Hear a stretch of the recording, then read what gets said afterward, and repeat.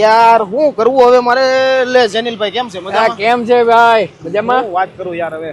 કામ મૂંઝાણો એલા? અરે મારે તમારી જેમ મકાન લેવું છે પણ આલો લોન ની પ્રોસેસ માં અટકે છે. શું કરવું હવે? તમારા દિયોરામાં વયો જા ને એલા. દિયોરા લોન? હા. નામ તો એનું સાંભળ્યું છે. એનું એવું કામ છે? અરે લોન થઈ જ જાય ભાઈ.